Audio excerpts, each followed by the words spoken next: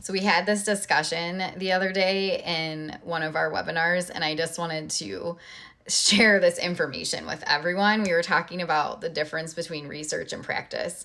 So I said, I think that it shows there's a huge disconnect where there's different motivations in practice versus research. So some people are in the field because they are motivated and curious to understand human behavior in a lab setting. They just want to be able to explain everything about human behavior in that way. When it's highly isolated, you can tease out all the variables, all of those types of things. Some people are in this field because they're working with humans and they want to create environments that the human would like to have, that helps them live their best lives in a way that serves them. And this divide seems to be getting more and more disconnected. We've had people pointing it out for years. Steve Hayes is one of my favorite with the 2005 presidential address, where he talks about the third wave of behaviorism. You have Wolf with the social validity article on ABA and losing or finding its heart.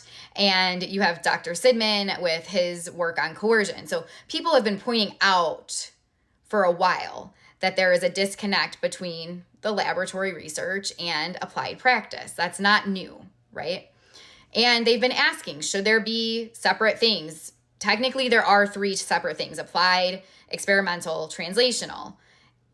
I'm starting to see this overlap, or I've seen it for a while, and we were just talking about what do we do about that? So in my perspective only, if you are an experimental person, if your motivation is to be in this field to just truly understand human behavior, and you're trying to work in an applied world, adjust yourself. Get back in the lab with the animals and figure it out that way, or learn how to be respectful of humans. There are those of us who are in the real world working with humans and respecting them. But when we're being trained by folks who are more concerned about the data and the isolated variables and just curiosity about human behavior, it's highly unlikely that there's going to be much motivation about respecting humans. And what kills me is there are certain people in this field, in science in general, that just have ideas. They have an interest. They have a motivation. They're wondering about something. They wonder what X is. And somehow they think that justifies being able to go out and study it with humans, usually from marginalized groups. No, this does not give you that right. You can just wonder. You can just wonder about that, okay?